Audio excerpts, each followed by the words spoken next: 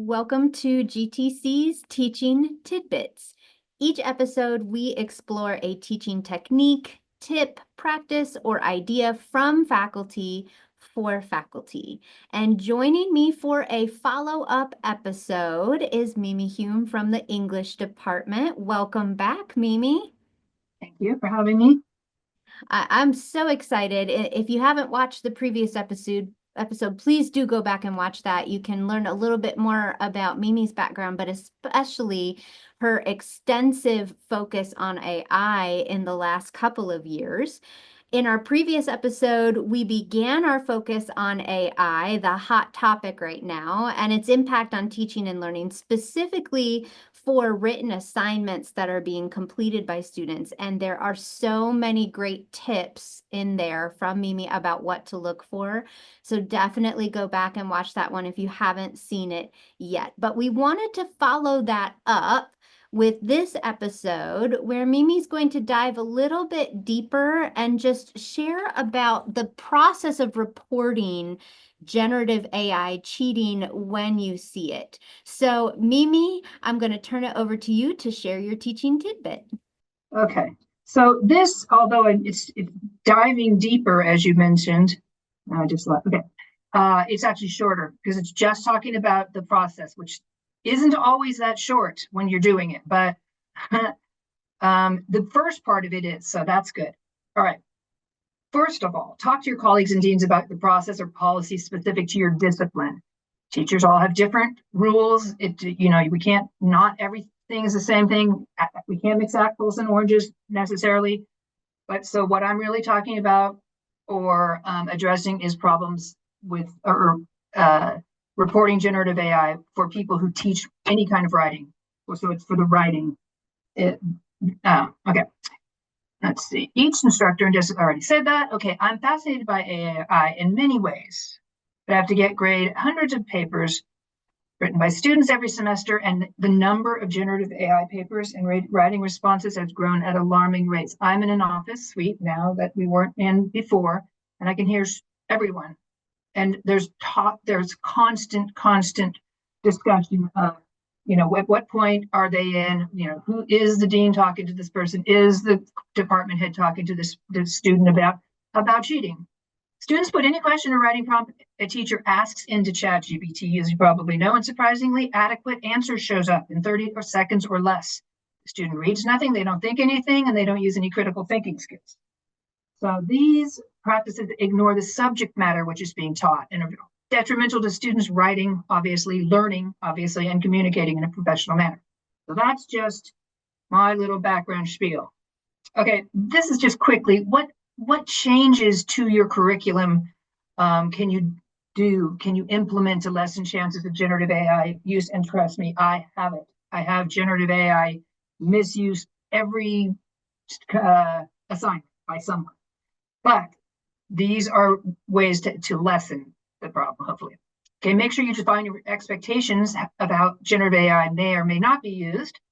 I would look at, with students, at an AI essay on the assignment's topic, and then we talk about maybe which ideas need to be cited because they're not common knowledge, or which need to show real examples of the point the text is making, and there's a whole lot of things you can do with that. I don't like to waste too much time with it because I don't teach that. I might be teaching American literature, so I'm just going to get that out of the way.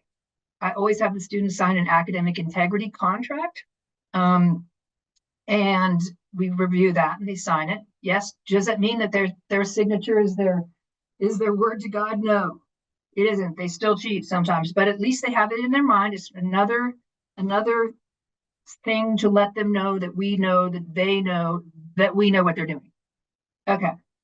I also have a sample writing assignment at the beginning of class, to use as a reference point. However, if it's an online class, I have them do quite a few different writing assignments in the beginning, but they still can use AI on them. But I often use their personal detailed introductions of themselves.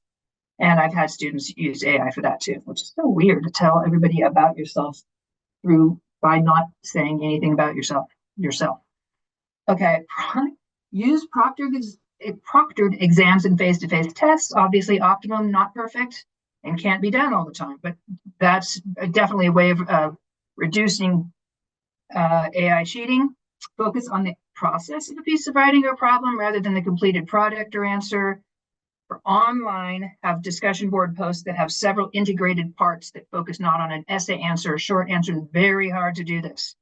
I think I've succeeded to do it with some, and I realized that it's not working for others, but we're always hopefully evolving and improving our teaching. We hope. Okay. Obviously, if you're in a face-to-face class, in-class discussion, planning, pre-writing, and writing is optimal. They cannot use AI if you're staring right at them and telling them not to look at their phone. Okay, this is just the academic integrity contract that I have them sign. I review it with them, tells them, all the things they can't do. Then they have to put their name on it, the course section, et cetera, and then they just give it back to me. If you'd like this, I have many of them. So please let me know. Okay. Now, this is the process that we use in the English department of identifying and reporting AI misconduct. Okay, so first, identify the content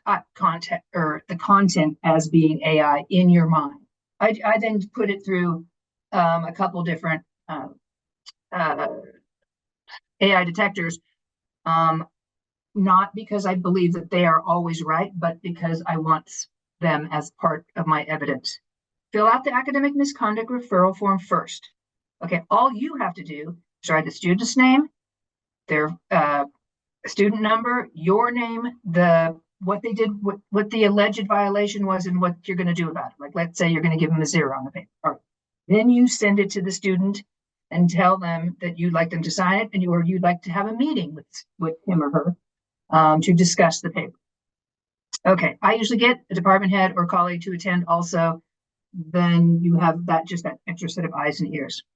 Okay. All right. If a student doesn't respond to the meeting request within 5 days, note this on the AMRF and send it to the dean without the student's signature. So I send it to the dean, I send it to the student, and I send it to the department head.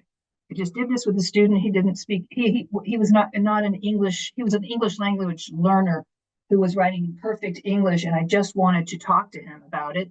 And I tried to set up the meeting many times because he kept turning in these things. He did not want to talk to me, so he got the penalty anyway. Okay, if the student comes to the meeting, ask the student questions about terminology, content, word choice, and meaning from the student's possible AI submission. Sometimes students will not be able to define words or ideas from a piece of writing, very, very frequently. Have the student and the witness sign the AMRF form. If they don't want to do it, they'll say, I'm not doing it. And so then you can send it in, or if they want to take it up to the department head and then the dean, because they still want to fight it, we will still have the last word. Well, at least the department and the dean will. But that hasn't happened to me that much. I usually manage to cut him off or head him off the pass before that happens, but it does happen. I just heard it happening about 15 minutes ago. Okay, also if the meeting's via Zoom, record it as you examine the piece of writing and show the student the AMRF via the screen share. Obviously, don't put the student's name there, because if it's going to be recorded. This is just the information that's on the academic misconduct referral form.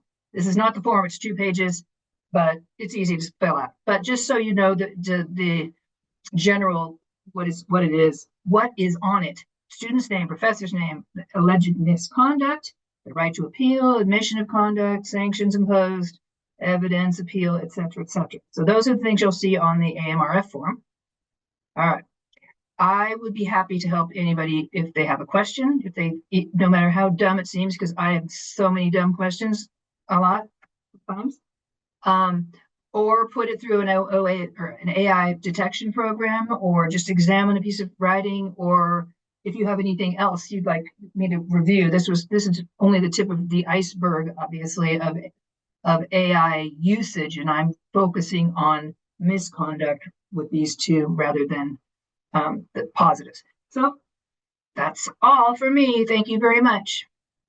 Thank you, Mimi. Yes, we focused on a specific area in these couple of episodes, but certainly we have the door wide open. This topic is not going anywhere. So we have plenty of other episodes where we can bring back the conversation and explore some of the other avenues in terms of AI. But thank you, Mimi, for just walking us through that process. I think there's sometimes a bit of anxiety or worry about walking through that process with a student, but you've given us some helpful tips in there. And again, in the previous episode too, there's a little bit of content about some of the questions Mimi will ask the students about their writing. So these are two great episodes that kind of go together as well. And again, as Mimi said, if you'd like to continue the conversation, ask more questions, get some assistance, please feel free to reach out. Again, I put Mimi's contact back on the screen here as well. And if you have specific questions you'd like answered or topics you'd like us to focus in on in the series, please reach out and let me know. You can reach me at rachel.cobb, C-O-B-B, at gvltec.edu.